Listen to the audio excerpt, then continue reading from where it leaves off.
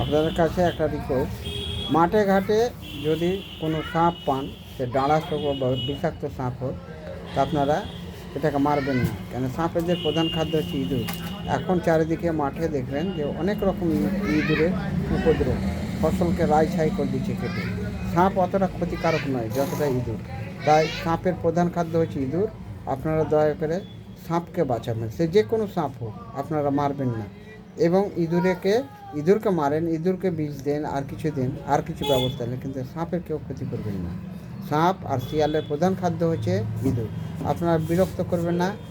ওই জঙ্গলি পশু, যেটা শিয়াল বলা হয়, চালাক প্রাণী, এদেরকে আমরা অনেক রকমভাবে উপদ্রব করি এবং বিরক্ত করি, কিন্তু তাদের প্রধান খাদ্য হচ্ছে ইঁদুর, পোকামাকড়, বিষাক্ত। এরা মাঠঘাটকে খেয়ে পরিষ্কার পরিচ্ছন্ন করে রাখে, চাষির উপকার করে। আমরা অযথা তাদেরকে বিরক্ত করি, তাড়া করি, কুকুর পিছনে হুলিয়ে দিই, এইসব জিনিসগুলো করবেন না।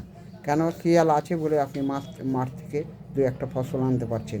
শিয়াল বা সাপ না থাকলে আরও ইঁদুরের উপদ্রব বাড়বে এবং ফসলের ক্ষতি হবে। তাই সবারই কাছে আবেদন রইল, কোনো সাপ বা শিয়ালকে মারবেন না, এদের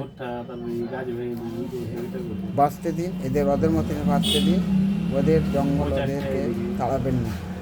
এই বলে রাখলাম।